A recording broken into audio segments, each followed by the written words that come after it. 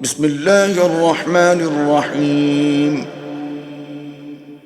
يا أيها الناس اتقوا ربكم الذي خلقكم من نفس واحدة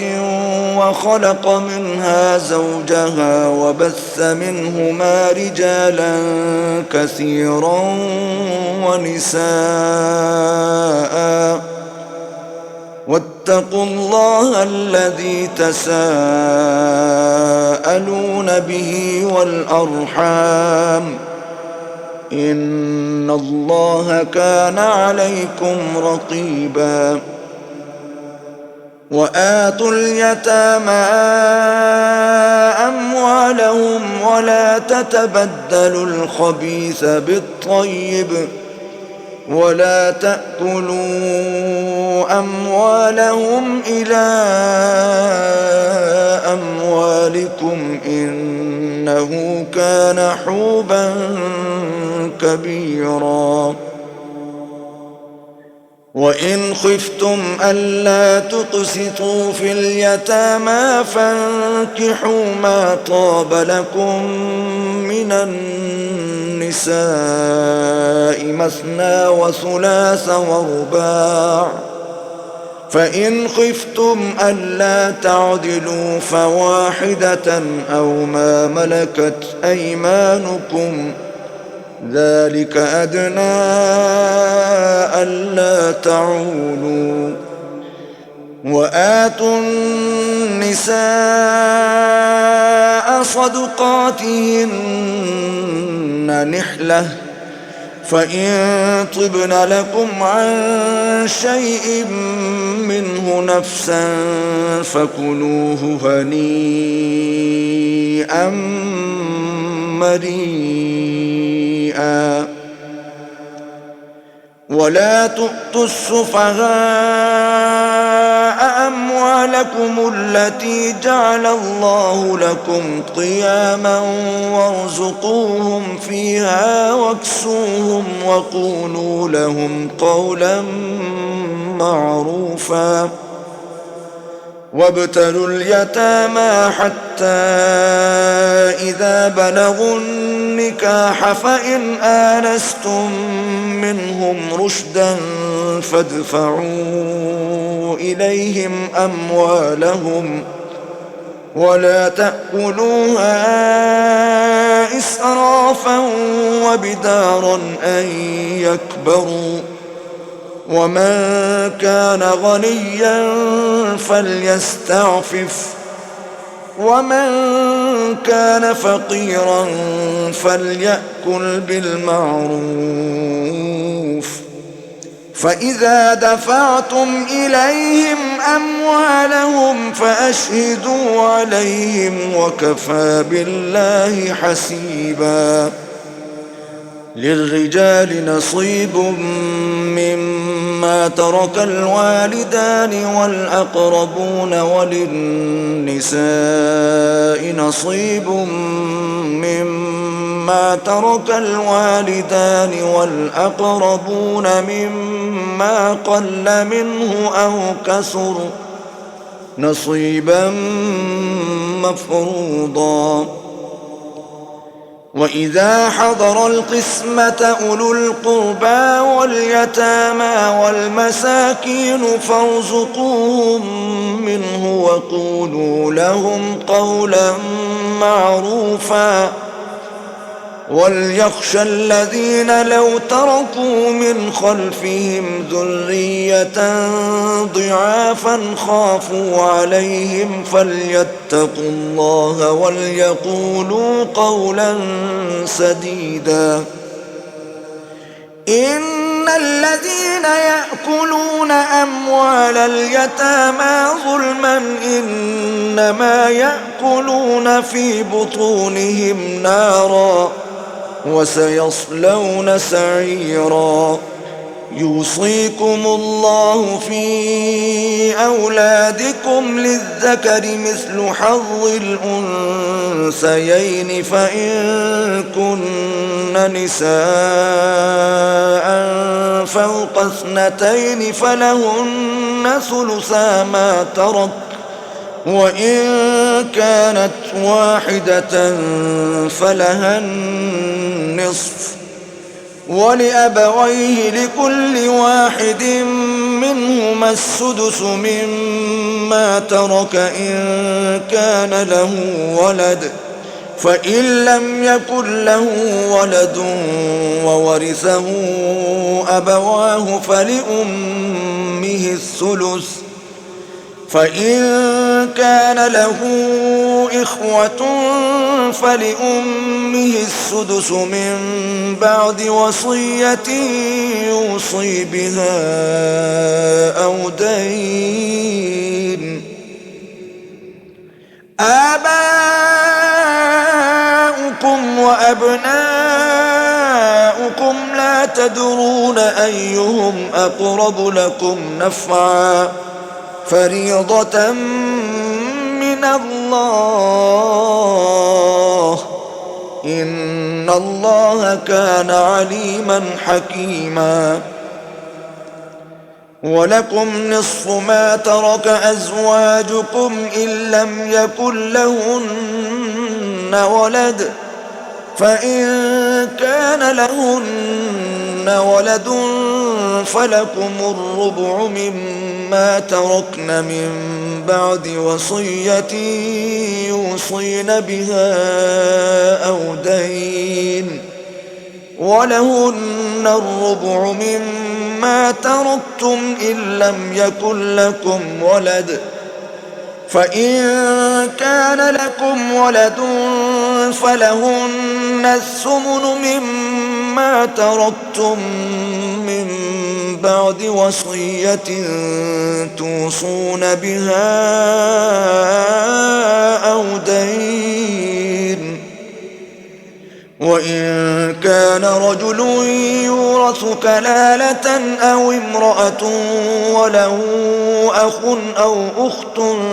فلكل واحد منهما السدس فإن كانوا أكثر من ذلك فهم شركاء في الثلث من بعد وصية يوصى بها أو دين غير مضار وصية من الله والله عليم حليم. تلك حدود الله ومن يطع الله ورسوله يدخله جنات تجري من تحتها الأنهار خالدين فيها وذلك الفوز العظيم. ومن يعص الله ورسوله ويتعد حدوده يدخله نارا خالدا فيها وله عذاب مهين. واللاتي يأتين الفاحشة من نسائكم فاستشهدوا عليهن 4 منكم فإن شهدوا فأمسكوهن في البيوت حتى يتوفاهن الموت أو يجعل الله لهن سبيلا. واللذان يأتيانها منكم فآذوهما فإن تابا وأصلحا فأعرضوا عنهما إن الله كان توابا رحيما. إنما التوبة على الله للذين يعملون السوء بجهالة ثم يتوبون من قريب فأولئك يتوب الله عليهم وكان الله عليما حكيما. وليست التوبة للذين يعملون السيئات حتى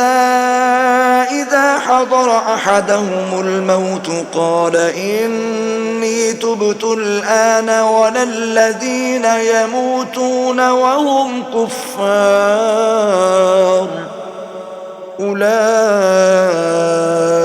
أعتدنا لهم عذابا أليما يا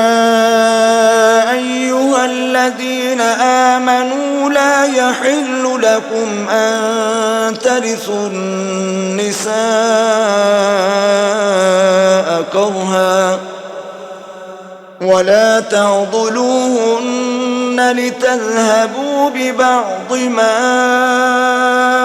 آتيتموهن إلا أن يأتين بفاحشة مبينة وعاشروهن بالمعروف فإن كرهتموهن فعسى أن تكرهوا شيئا ويجعل الله فيه خيرا كثيرا وإن أردتم استبدال زوج مكان زوج وآتيتم إحداهن قنطارا فلا تأخذوا منه شيئا أتأخذونه بهتانا وإثما مبينا وكيف تأخذونه وقد أفضى بعضكم إلى بعض وأخذن منكم ميثاقا غليظا ولا تنكحوا ما نكح آباؤكم من النساء إلا ما قد سلف إنه كان فاحشة ومقتا وساء سبيلا حرمت عليكم أمهاتكم وبناتكم وأخواتكم وعماتكم وخالاتكم وبنات الأخ وبنات الأخت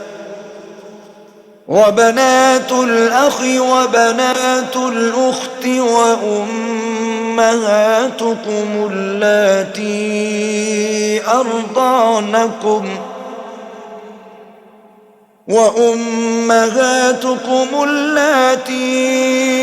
أرضعنكم وأخواتكم من الرضاعة وأمهات نسائكم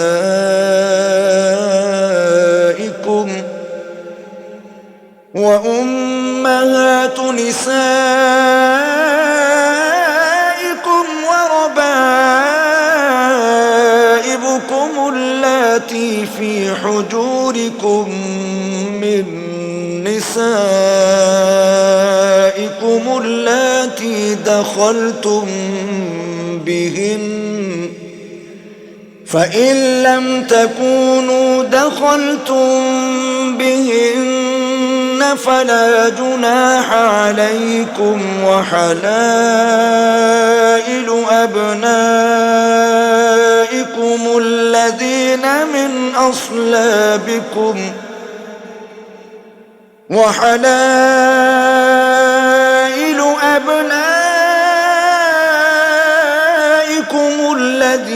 من أصلابكم وأن تجمعوا بين الأختين إلا ما قد سلف إن الله كان غفورا رحيما والمحصنات من النساء إلا ما ملكت أيمانكم كتاب الله عليكم وأحل لكم ما وراء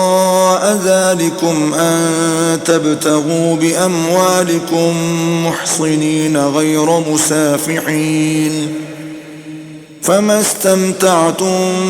به منهن فآتوهن أجورهن فريضة، ولا جناح عليكم فيما تراضيتم به من بعد الفريضة، إن الله كان عليما حكيما. ومن لم يستطع منكم طولا أن ينكح المحصنات المؤمنات فمما ملكت أيمانكم من فتياتكم المؤمنات، والله أعلم بإيمانكم، بعضكم من بعض، فانكحوهن بإذن أهلهن وآتوهن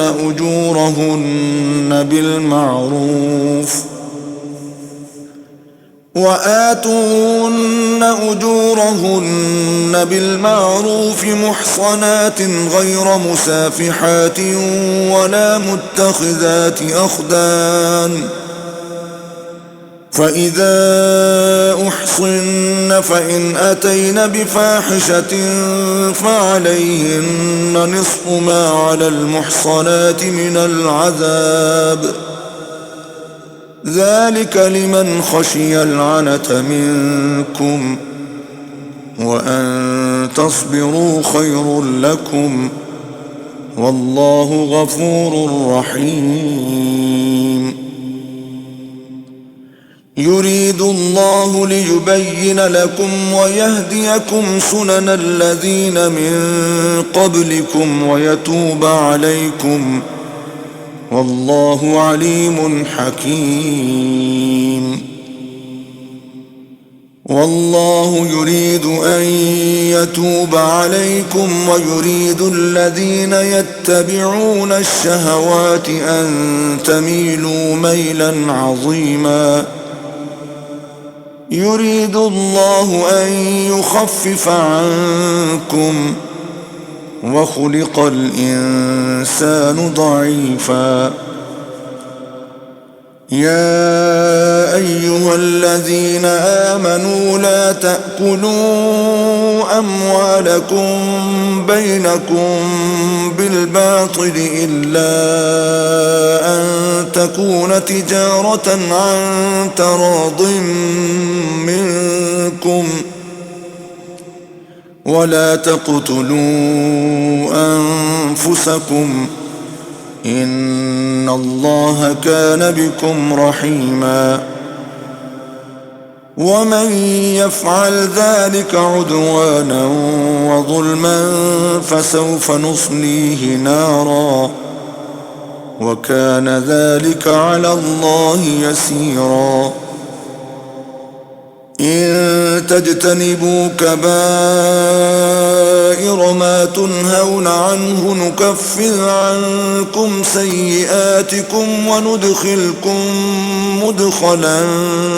كريما.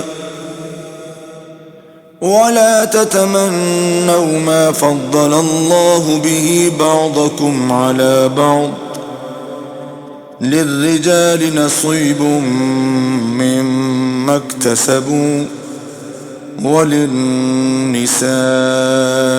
نصيب مما اكتسبن،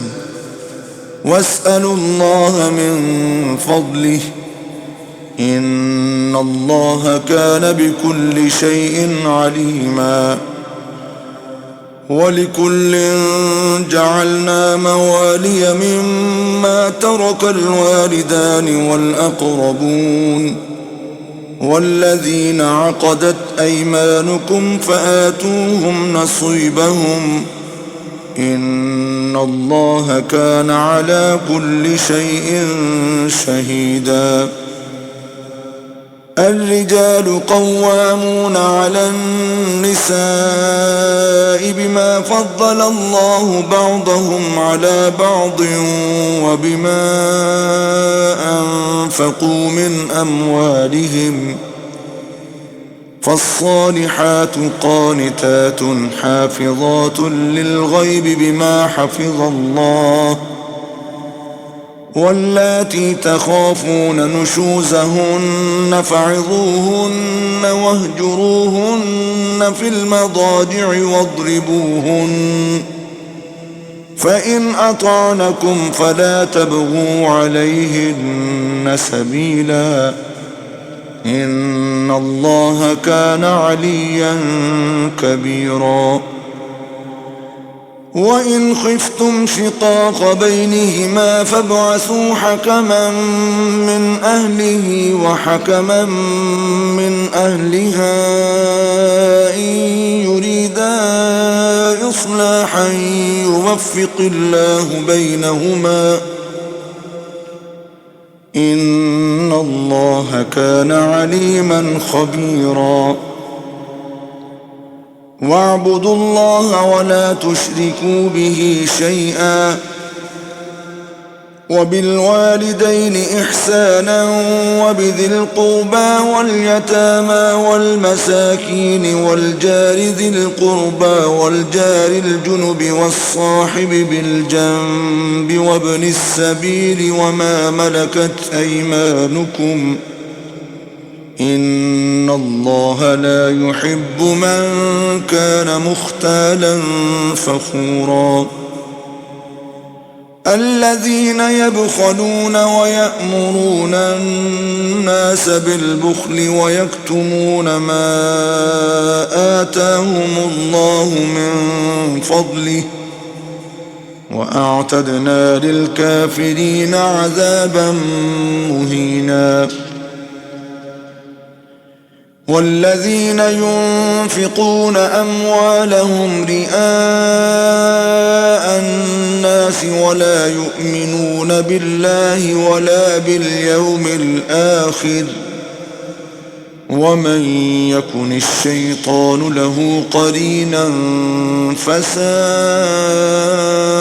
قرينا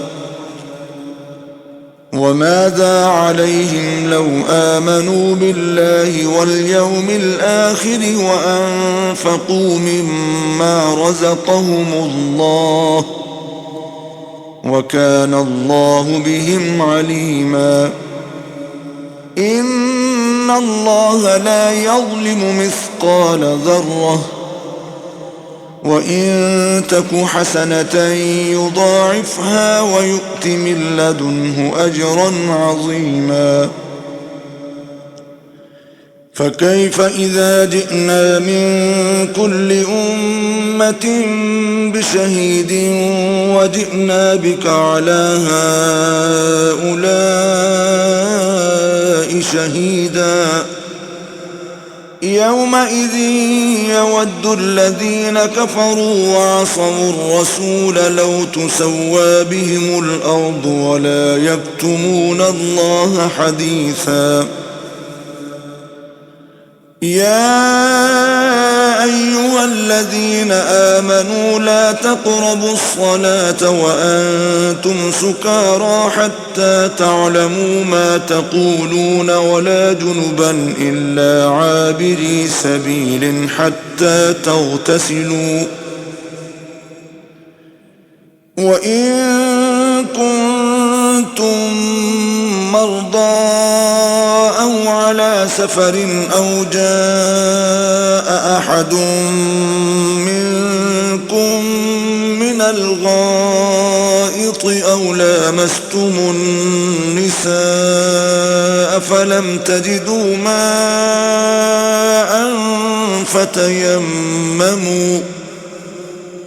فتيمموا صعيدا طيبا فامسحوا بوجوهكم وأيديكم إن الله كان عفوا غفورا ألم تر إلى الذين أوتوا نصيبا من الكتاب يشترون الضلالة ويريدون أن تضلوا السبيل والله أعلم بأعدائكم وكفى بالله وليا وكفى بالله نصيرا من الذين هادوا يحرفون الكلم عن مواضعه ويقولون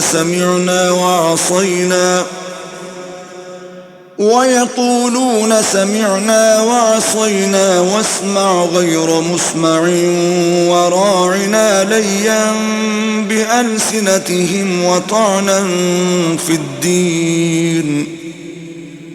ولو أنهم قالوا سمعنا وأطعنا واسمع وانظرنا لكان خيرا لهم وأقوم ولكن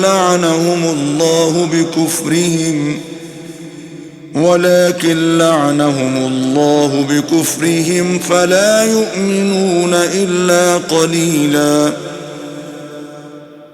يا أيها الذين أوتوا الكتاب آمنوا بما نزلنا مصدقا لما معكم من قبل أن نطمس وجوها فنردها على أدبارها أو نلعنهم كما لعنا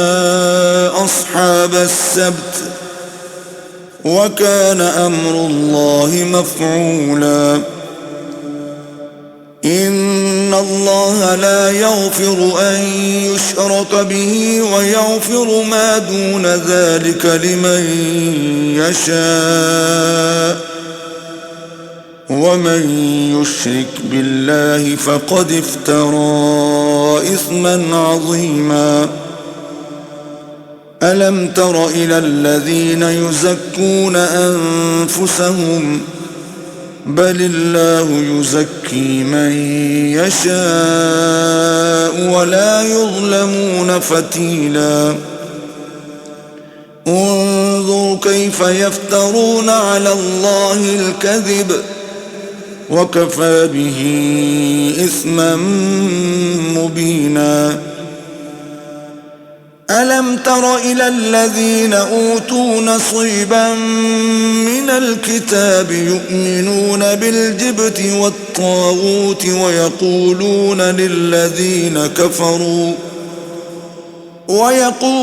للذين كفروا هؤلاء أهدى من الذين آمنوا سبيلا أولئك الذين لعنهم الله ومن يلعن الله فلن تجد له نصيرا أم لهم نصيب من الملك فإذا لا يؤتون الناس نقيرا أم يحسدون الناس على ما آتاهم الله من فضله فقد آتينا آل إبراهيم الكتاب والحكمة وآتيناهم ملكا عظيما فمنهم من آمن به ومنهم من صد عنه وكفى بجهنم سعيرا إن الذين كفروا بآياتنا سوف نصليهم نارا كلما نضجت جلودهم بدلناهم جلودا غيرها ليذوقوا العذاب إن الله كان عزيزا حكيما والذين آمنوا وعملوا الصالحات سندخلهم جنات تجري من تحتها الأنهار خالدين فيها أبدا لهم فيها أزواج مطهرة وندخلهم ظلا ظليلا إن الله يأمركم أن تؤدوا الأمانات إلى أهلها وإذا حكمتم بين الناس أن تحكموا بالعدل إن الله نعم ما يعظكم به إن الله كان سميعا بصيرا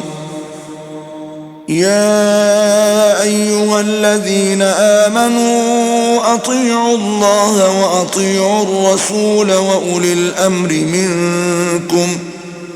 فإن تنازعتم في شيء فردوه إلى الله والرسول إن كنتم تؤمنون بالله واليوم الآخر ذلك خير وأحسن تأويلا ألم تر إلى الذين يزعمون أنهم آمنوا بما أنزل إليك وما أنزل من قبلك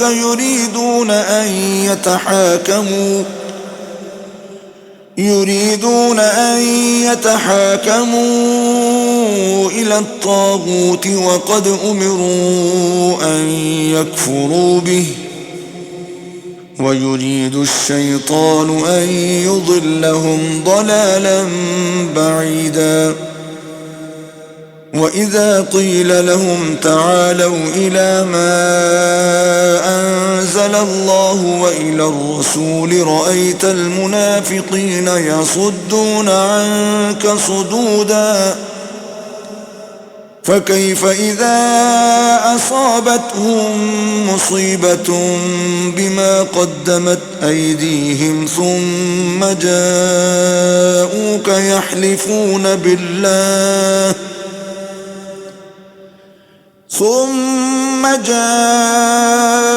يحلفون بالله إن أردنا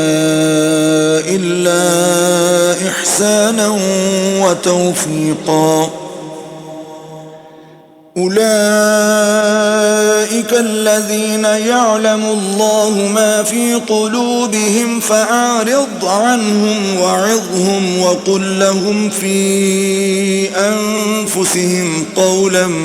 بليغا وما أرسلنا من رسول إلا ليطاع بإذن الله ولو أنهم إذ ظلموا أنفسهم جاءوك فاستغفروا الله واستغفر لهم الرسول لوجدوا الله توابا رحيما فلا وربك لا يؤمنون حتى يحكموك فيما شجر بينهم ثم لا يجدوا في أنفسهم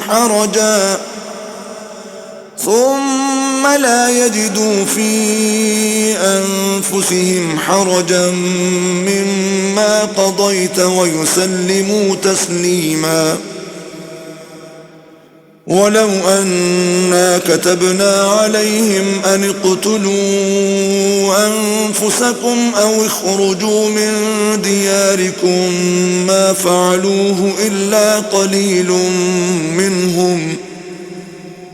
ولو أنهم فعلوا ما يوعظون به لكان خيرا لهم وأشد تثبيتا وإذا لآتيناهم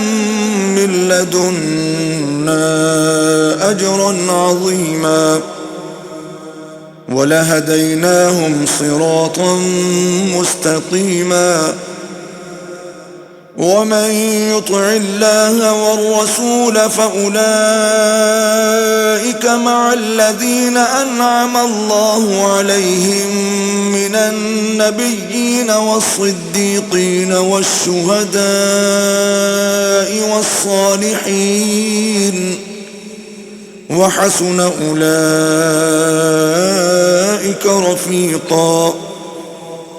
ذلك الفضل من الله وكفى بالله عليما.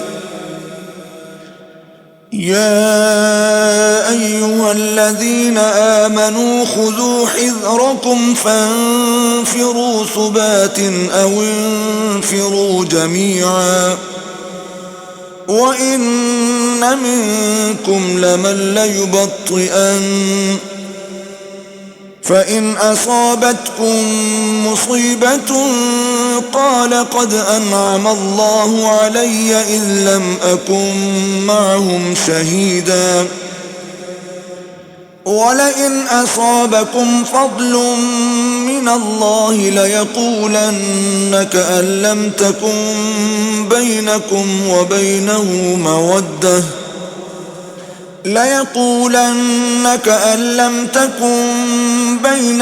وبينه مودة يا ليتني كنت معهم فافوز فوزا عظيما. فليقاتل في سبيل الله الذين يشرون الحياة الدنيا بالآخرة ومن يقاتل في سبيل الله فيقتل أو يغلب فسوف نؤتيه أجرا عظيما. وما لكم لا تقاتلون في سبيل الله والمستضعفين من الرجال والنساء والولدان الذين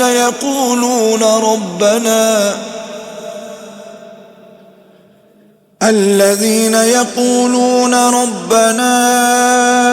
أخرجنا من هذه القرية الظالم أهلها واجعل لنا من لدنك وليا واجعل لنا من لدنك نصيرا. الذين آمنوا يقاتلون في سبيل الله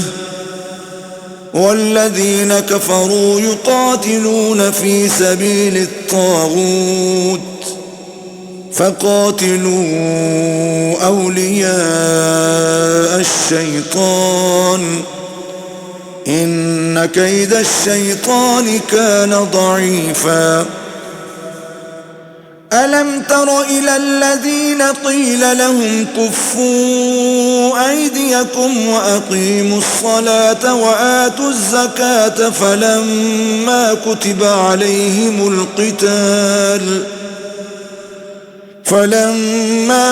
عليهم القتال إذا فريق منهم يخشون الناس كخشية الله أو أشد خشية وقالوا ربنا لم كتبت علينا القتال لولا أخرتنا إلى أجل قريب قل متاع الدنيا قليل والآخرة خير لمن اتقى ولا تظلمون فتيلا. أينما تكونوا يدرككم الموت ولو كنتم في بروج مشيدة وإن تصبهم حسنة يقولوا هذه من عند الله وإن تصبهم سيئة يقولوا هذه من عندك قل كل من عند الله فما لهؤلاء القوم لا يكادون يفقهون حديثا. ما أصابك من حسنة فمن الله وما أصابك من سيئة فمن نفسك وأرسلناك للناس رسولا وكفى بالله شهيدا. من يطع الرسول فقد أطاع الله ومن تولى فما أرسلناك عليهم حفيظا ويقولون طاعة فإذا برزوا من عندك بيت طائفة منهم غير الذي تقول والله يكتب ما يبيتون فأعرض عنهم وتوكل على الله وكفى بالله وكيلا أفلا يتدبرون القرآن ولو كان من عند غير الله لوجدوا فيه اختلافا كثيرا وإذا جاءهم أمر من الأمن أو الخوف أذاعوا به ولو ردوه إلى الرسول وإلى أولي الأمر منهم لعلمه الذين يستنبطونه منهم ولولا فضل الله عليكم ورحمته لاتبعتم الشيطان إلا قليلا فقاتل في سبيل الله لا تكلف إلا نفسك وحرض المؤمنين عسى الله أن يكف بأس الذين كفروا والله أشد بأسا وأشد تنكيلا من يشفع شفاعة حسنة يكن له نصيب منها ومن يشفع شفاعة سيئة يكن له كفل منها وكان الله على كل شيء مقيتا وإذا حييتم بتحية فحيوا بأحسن منها أو ردوها إن الله كان على كل شيء حسيبا الله لا إله إلا هو ليجمعنكم إلى يوم القيامة لا ريب فيه ومن أصدق من الله حديثا فما لكم في المنافقين فئتين والله أركسهم بما كسبوا أتريدون أن تهدوا من أضل الله ومن يضلل الله فلن تجد له سبيلا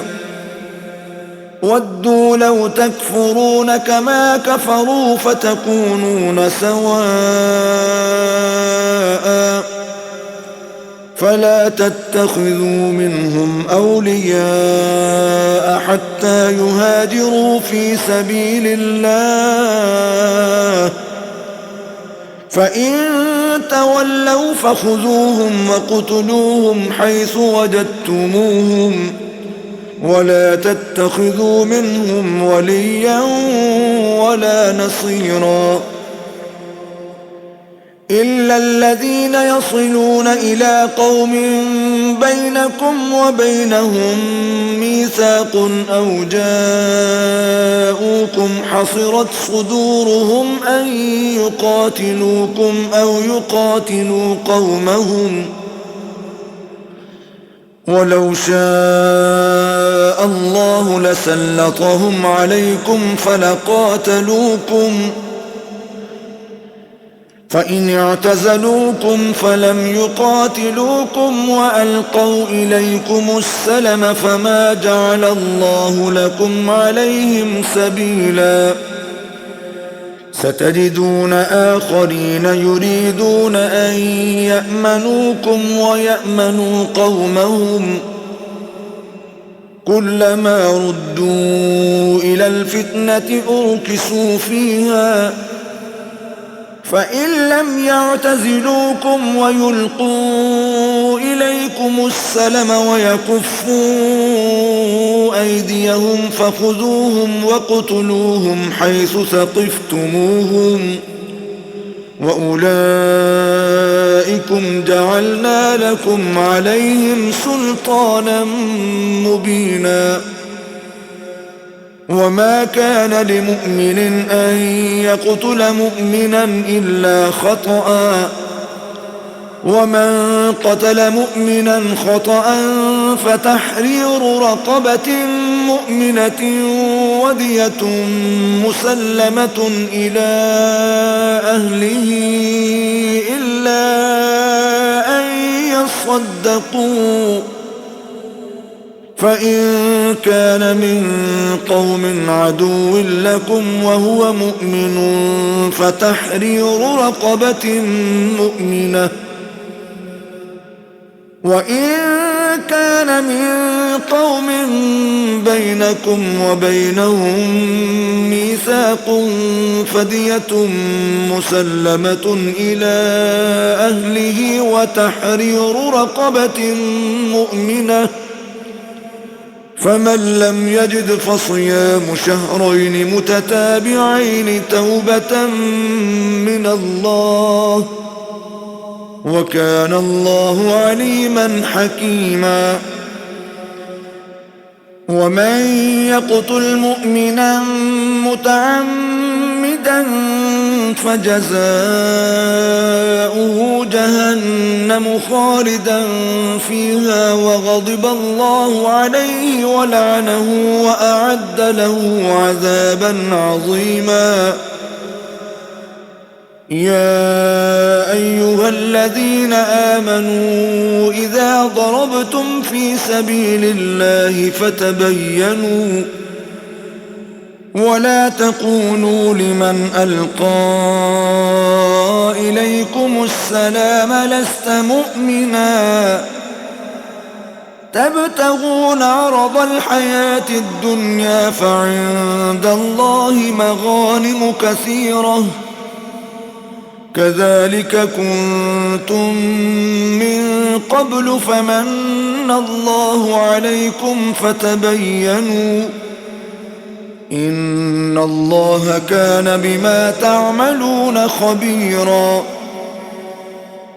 لا يستوي القاعدون من المؤمنين غير أولي الضرر والمجاهدون في سبيل الله بأموالهم وأنفسهم فضل الله المجاهدين بأموالهم وأنفسهم على القاعدين درجة وكلا وعد الله الحسنى وفضل الله المجاهدين على القاعدين أجرا عظيما درجات منه ومغفرة ورحمة وكان الله غفورا رحيما إن الذين توفاهم الملائكة ظالمي أنفسهم قالوا فيم كنتم قالوا كنا مستضعفين في الأرض قالوا ألم تكن أرض الله واسعة فتهاجروا فيها فأولئك مأواهم جهنم وساءت مصيرا إلا المستضعفين من الرجال والنساء والولدان لا يستطيعون حيلة ولا يهتدون سبيلا فأولئك عسى الله أن يعفو عنهم وكان الله عفوا غفورا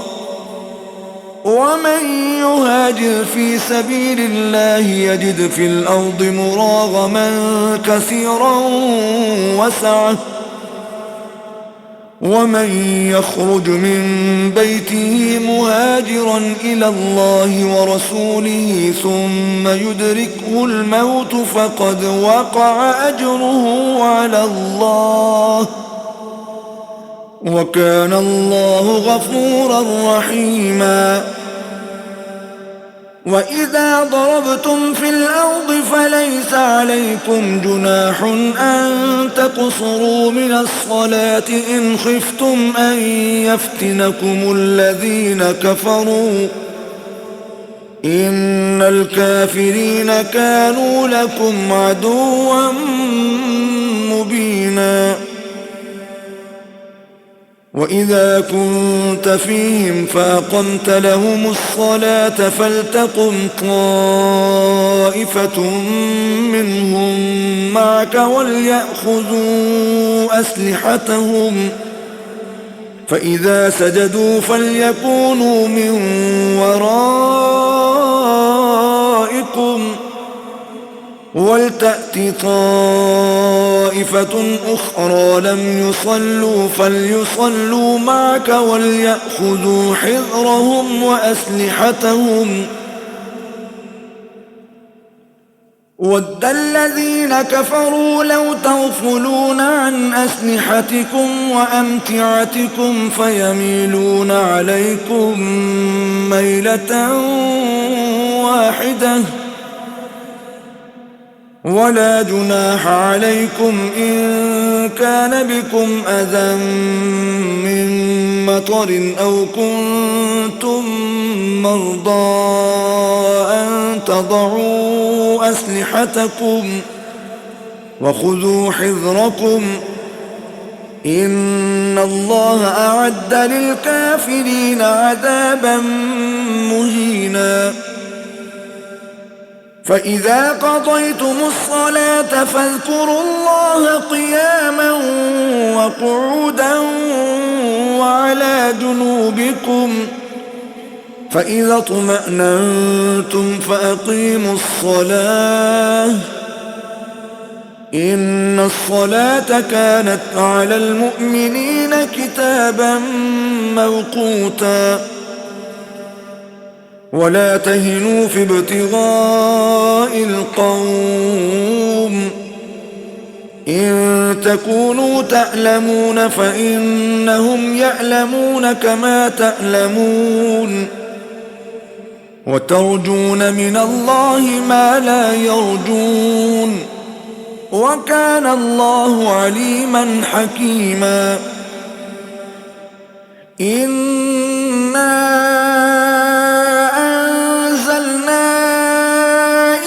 الكتاب بالحق لتحكم بين الناس بما أراك الله، ولا تكن للخائنين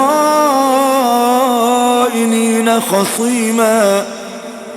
واستغفر الله إن الله كان غفورا رحيما. ولا تجادل عن الذين يختانون أنفسهم، إن الله لا يحب من كان خوانا أثيما. يستخفون من الناس ولا يستخفون من الله وهو معهم إذ يبيتون ما لا يرضى من القول، وكان الله بما يعملون محيطا. ها أنتم هؤلاء جادلتم عنهم في الحياة الدنيا فمن يجادل الله عنهم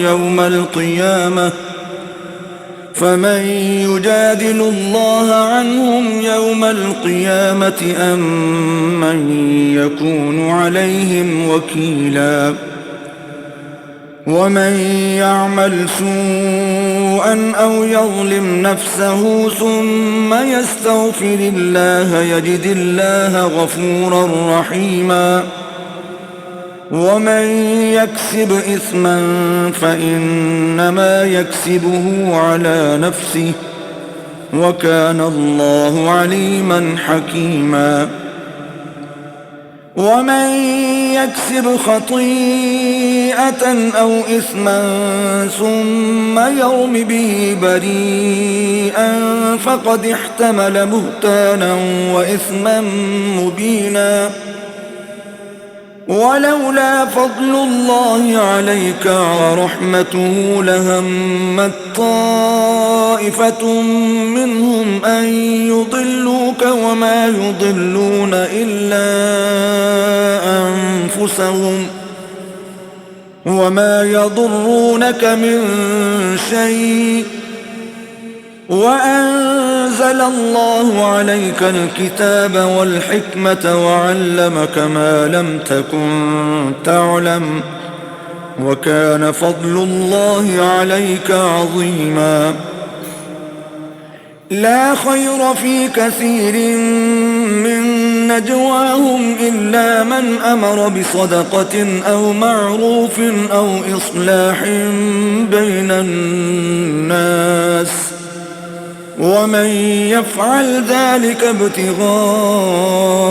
مرضات الله فسوف نؤتيه أجرا عظيما.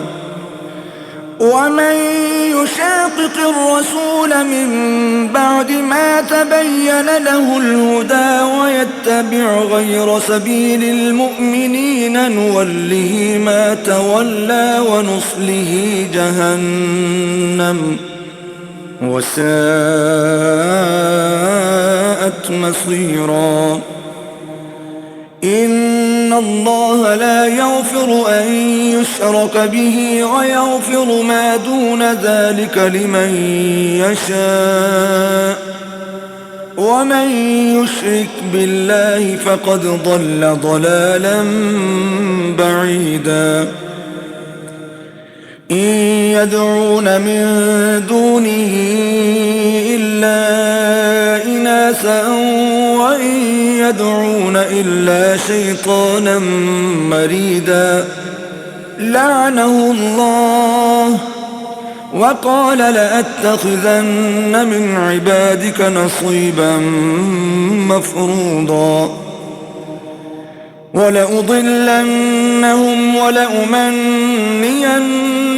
ولآمرنهم فليبتكن آذان الأنعام ولآمرنهم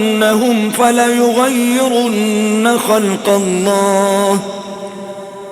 ومن يتخذ الشيطان وليا من دون الله فقد خسر خسرانا مبينا. يعدهم ويمنيهم وما يعدهم الشيطان إلا غرورا.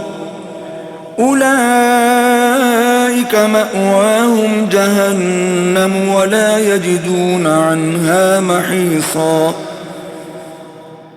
والذين آمنوا وعملوا الصالحات سندخلهم جنات تجري من تحتها الأنهار خالدين فيها أبدا وعد الله حقا ومن أصدق من الله قيلا. ليس بأمانيكم ولا أماني أهل الكتاب من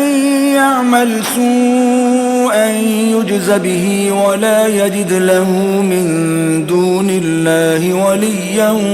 ولا نصيرا.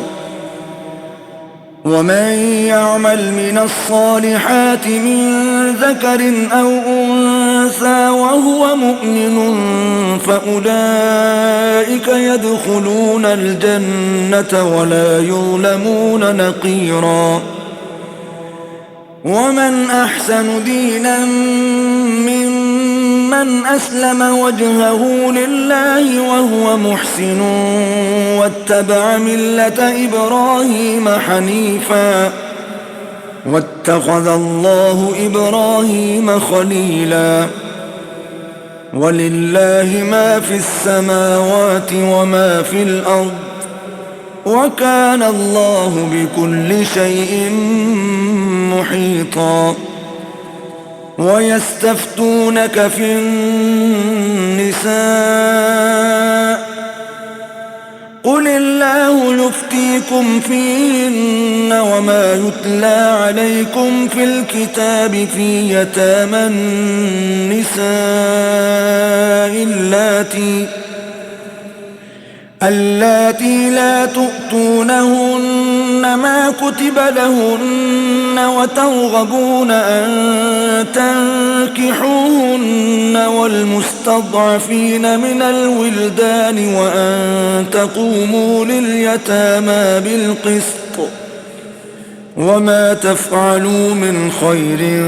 فإن الله كان به عليما. وإن امرأة خافت من بعلها نشوزا أو إعراضا فلا جناح عليهما أن يصلحا بينهما صلحا والصلح خير. وأحضرت الأنفس الشح وإن تحسنوا وتتقوا فإن الله كان بما تعملون خبيرا. ولن تستطيعوا أن تعدلوا بين النساء ولو حرصتم فلا تميلوا كل الميل فتذروها كالمعلقة وإن تصلحوا وتتقوا فإن الله كان غفورا رحيما. وإن يتفرقا يغن الله كلا من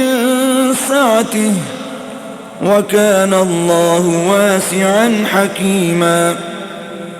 ولله ما في السماوات وما في الأرض ولقد وصينا الذين أوتوا الكتاب من قبلكم وإياكم أن اتقوا الله وإن تكفروا فإن لله ما في السماوات وما في الأرض وكان الله غنيا حميدا. ولله ما في السماوات وما في الأرض وكفى بالله وكيلا. إن يشأ يذهبكم أيها الناس ويأت بآخرين وكان الله على ذلك قديرا. من كان يريد ثواب الدنيا فعند الله ثواب الدنيا والآخرة وكان الله سميعا بصيرا. يا أيها الذين آمنوا كونوا قوامين بالقسط شهداء لله ولو على أنفسكم أو الوالدين والأقربين إن يكن غنيا أو فقيرا فالله أولى بهما فلا تتبعوا الهوى أن تعدلوا وإن تلووا أو تعرضوا فإن الله كان بما تعملون خبيرا. يا أيها الذين آمنوا بالله ورسوله والكتاب الذي نزل على رسوله والكتاب الذي أنزل من قبل ومن يكفر بالله وملائكته وكتبه ورسله واليوم الآخر فقد ضل ضلالا بعيدا. إن الذين آمنوا ثم كفروا ثم آمنوا ثم كفروا ثم ازدادوا كفرا لم يكن الله ليغفر لهم ولا ليهديهم سبيلا بشر المنافقين بأن لهم عذابا أليما الذين يتخذون الكافرين أولياء من دون المؤمنين أيبتغون عندهم العزة فإن العزة لله جميعا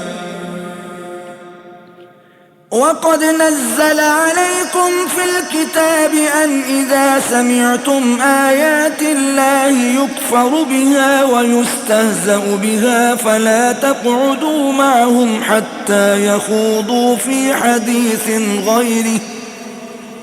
إنكم إذا مثلهم إن الله جامع المنافقين والكافرين في جهنم جميعا الذين يتربصون بكم فإن كان لكم فتح من الله قالوا ألم نكن معكم وإن كان للكافرين نصيب قالوا ألم نستحوذ عليكم ونمنعكم من المؤمنين فالله يحكم بينكم يوم القيامة ولن يجعل الله للكافرين على المؤمنين سبيلا إن المنافقين يخادعون الله وهو خادعهم وإذا قاموا إلى الصلاة قاموا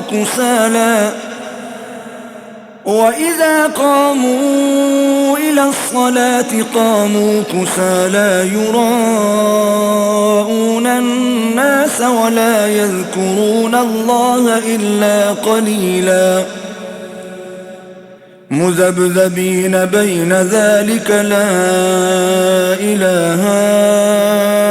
هؤلاء ولا إله هؤلاء ومن يضلل الله فلن تجد له سبيلا يا أيها الذين آمنوا لا تتخذوا الكافرين أولياء من دون المؤمنين أتريدون أن تجعلوا لله عليكم سلطانا مبينا إن المنافقين في الدرك الأسفل من النار ولن تجد لهم نصيرا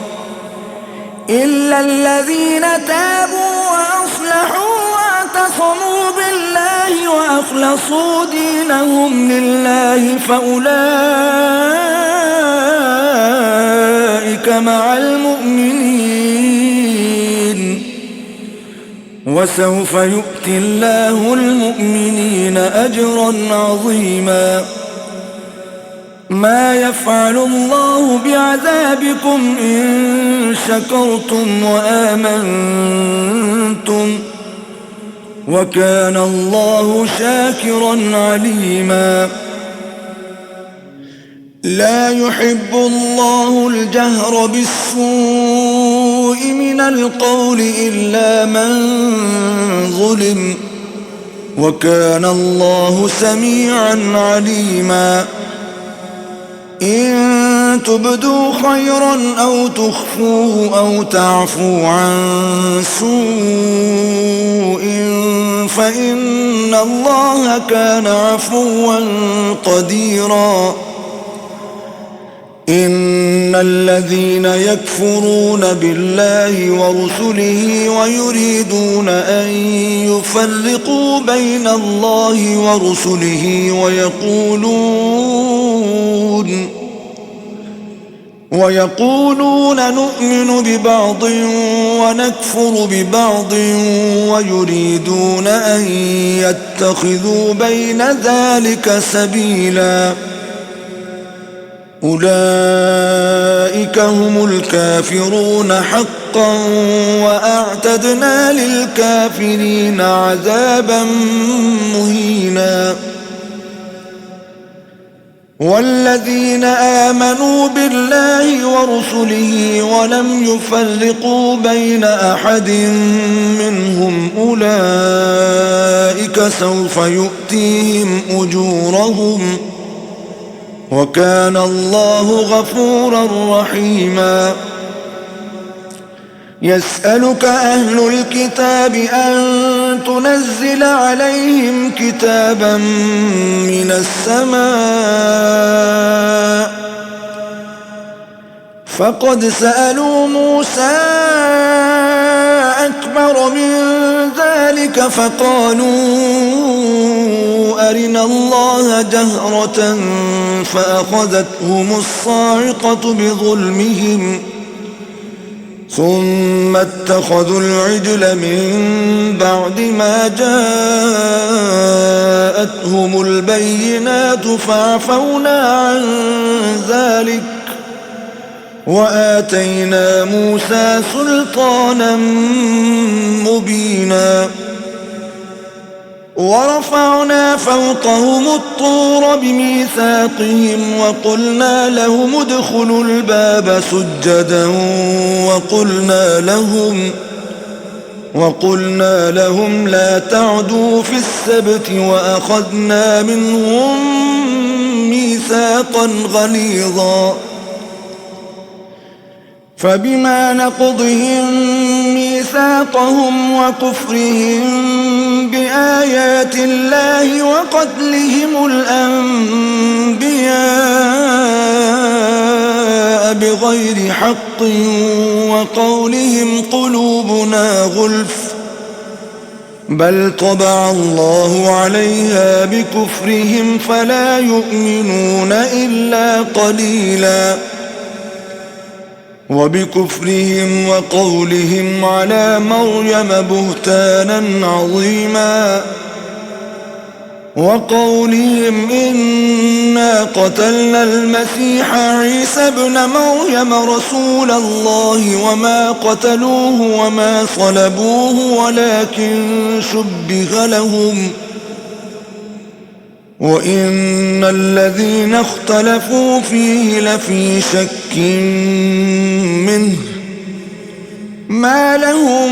به من علم إلا اتباع الظن وما قتلوه يقينا بل رفعه الله إليه وكان الله عزيزا حكيما وإن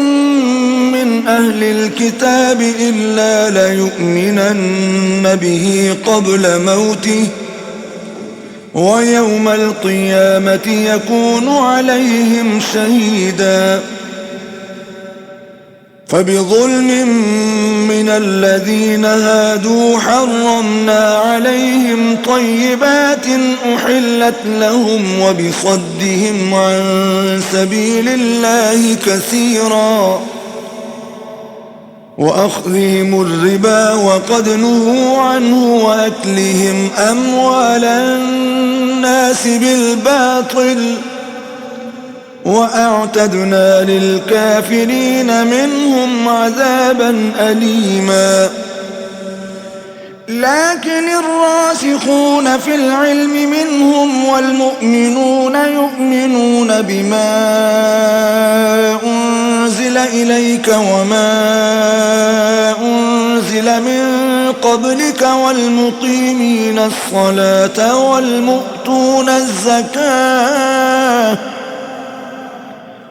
والمؤمنون بالله واليوم الآخر أولئك سنؤتيهم أجرا عظيما إنا أوحينا إليك كما أوحينا إلى نوح والنبيين من بعده وأوحينا إلى إبراهيم وإسماعيل وإسحاق ويعقوب والأسباط وعيسى وأيوب ويونس وهارون وسليمان وآتينا داود زبورا ورسلا قد قصصناهم عليك من قبل ورسلا لم نقصصهم عليك وكلم الله موسى تكليما رسلا مبشرين ومنذرين لئلا يكون للناس على الله حجة بعد الرسل وكان الله عزيزا حكيما لكن الله يشهد بما أنزل إليك أنزله بعلمه والملائكة يشهدون وكفى بالله شهيدا إن الذين كفروا وصدوا عن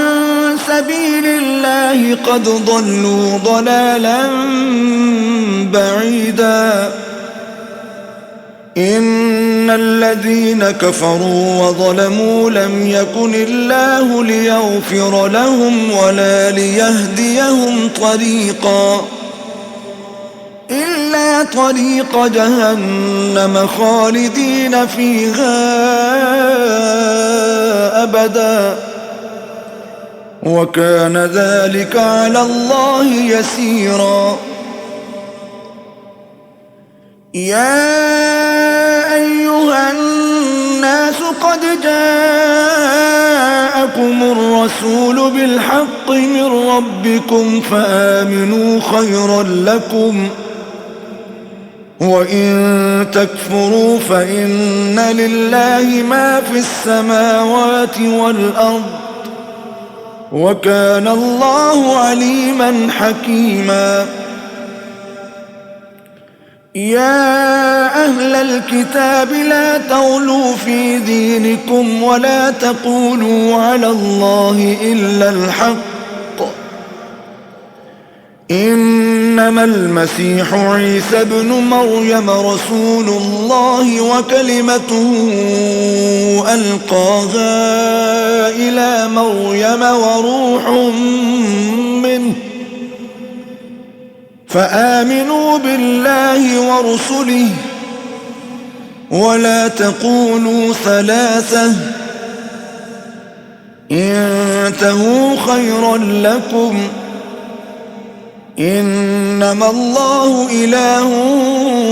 واحد سبحانه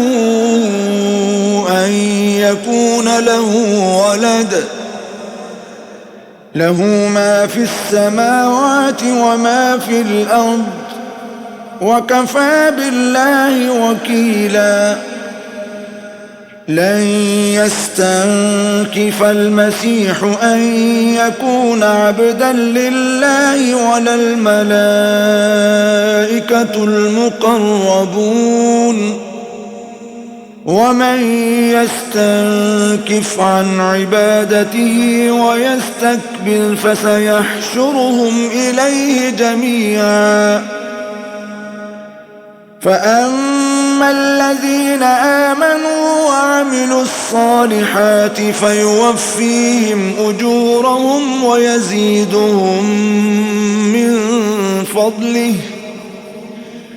وأما الذين استنكفوا استضعفوا واستكبروا فيعذبهم عذابا أليما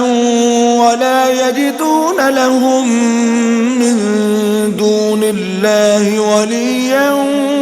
ولا نصيرا. يا أيها الناس قد جاءكم برهان من ربكم وأنزلنا إليكم نورا مبينا.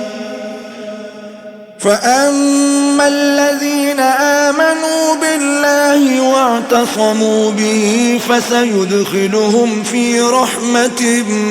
منه وفضل ويهديهم إليه صراطا مستقيما. يستفتونك قل الله يفتيكم في الكلالة إن امرؤ هلك ليس له ولد وله أخت فلها نصف ما ترك وهو يرثها إن لم يكن لها ولد، فإن كانت اثنتين فلهما الثلثان مما ترك، وإن كانوا إخوة رجالا ونساء فللذكر مثل حظ الأنثيين. يبين الله لكم أن تضلوا والله بكل شيء عليم. صدق الله العظيم.